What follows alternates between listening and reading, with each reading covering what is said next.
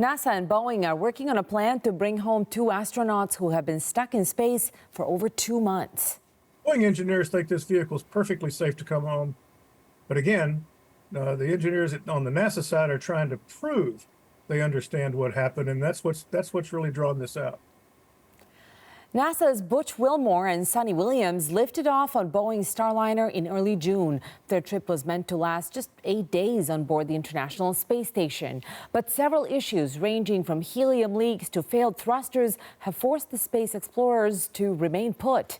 NASA says engineers and technical experts are combing through data from tests to develop the safest return plan for the astronauts. One option may mean flying the pair back in one of SpaceX's Dragon capsules, which would delay their trip by another 6 months. A final decision is set to be made by the end of the month. My next guest is no stranger to life on the International Space Station. Leroy Chiao is a retired NASA astronaut and ISS commander. He was the commander of Expedition 10, and he joins us now from Colorado Springs, Colorado. Leroy, thank you so much for making time for us tonight. Oh, it's my pleasure. Leroy, tell me, you have such a unique experience. You're one of the few people on Earth who can talk about this.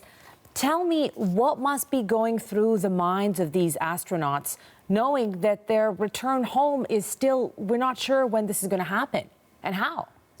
Butch and Sonny are consummate professionals. They've both flown long-duration missions before. The NASA schedulers and planners are definitely grateful to have the extra hands up there. They're definitely not, sitting around idly. They're being worked. And, they enjoy. Astronauts like being in space.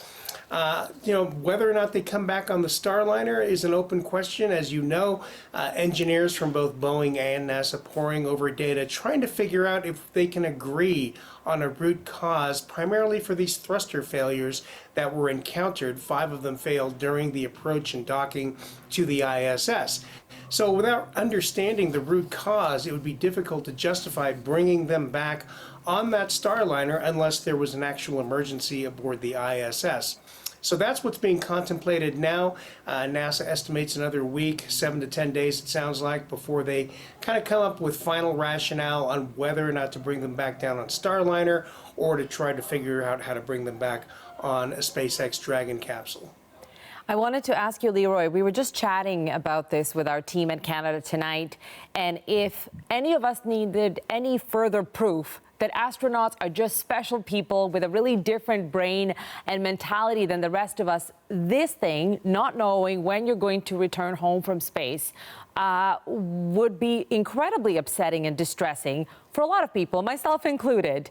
And we've seen interviews with family members of the astronauts who are saying they'll be fine. This is their happy place. And you've just said that as well. Let's talk about the psychological training that people like you receive to help you cope with the sheer unpredictability, as you've said, something that is so distressing for most people. Well, sure. We don't, at least when I was at NASA, we didn't have any formal psychological training. And so, part of the selection criteria, of course, is an extensive psychiatric panel and interviews and things like that. Of course, NASA looks at your history, what you've done before you've applied to be an astronaut, whether or not you've been in stressful situations or what we call operational situations. And so all that kind of comes into play. And then as you get trained by NASA, like I said, no specific psychological training, but you learn to deal with it, all the things that are coming at you. There's frankly just a huge volume of things that you have to learn, information. And we're all, pretty motivated technical people, so we can absorb it all. But you're definitely working hard. It's like you're being back in university and pretty much working and studying all the time. But it's okay. It's a very rewarding career, and I myself stayed at NASA for a little over 15 years and had a wonderful time. Would you say that that's true? Their family members have said that this is their happy place, so they're fine to hang around even months longer than anticipated? Well, the thing is that this is what they've been trained to do. We're all trying to go fly into space, and specifically to do long duration missions now that we've been doing that since the ISS was put into orbit. So yes, this is very much their happy place, but at the same time, nobody likes to have their plans interrupted or impacted, right? So that's what's happened to these two, expecting to spend only 8 days up there. Now 2 months in, looking at possibly another 6 months. So we'll have to see how it goes. Leroy, I want to ask you, a lot of people are kind of excited about one of the touted possibilities, which is that SpaceX Dragon could be sent to bring them back. What do you make of that possibility?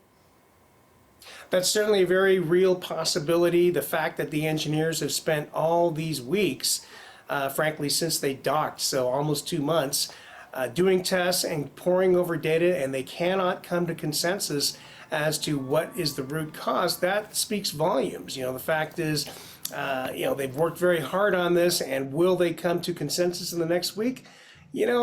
Maybe not. And so in that case, it's hard to justify, again, putting these astronauts on Starliner without fully understanding the issues. And then, therefore, they would have to come back on a Dragon spacecraft.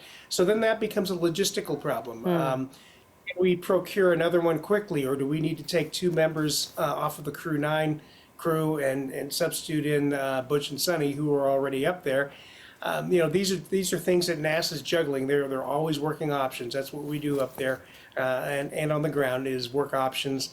And you can bet people are working around the clock to figure it out. Leroy, while we still have you, I wanted to ask you, NASA is facing a lot of criticism about this, about not having, planned for this better, creating this real problem that has to be resolved now, and an inconvenience in the whole operation. Do you think that criticism is justified? Well, not really, because NASA has been planning for contingencies. That's what NASA does best. That's why, frankly, we also developed the Starliner, because we wanted to have more than one way to get astronauts to and from the ISS. SpaceX and Dragon have been flying for about 3 years now, and Boeing Starliner was going to be the second way to get there. And so the fact that it had problems on its flight test, which, not completely unusual for a new vehicle, is, I think, within the bounds of expectation. What was surprising is that, the engineers, even with all the testing, have not yet been able to come to consensus on this root cause. So we'll see in the next 7 to 10 days if they are able to do that. And if not, I would guess that this crew is going to come down on a SpaceX Dragon. Thank you so much for that, Leroy. You're one of the few people on Earth who can answer these questions with confidence and clarity. And just seeing how calm you are, it just, again, drills home for me that I'm not made for these things, and people who are few and far in between. Thank you, Leroy, so much for joining us tonight. Thank you. It was my pleasure.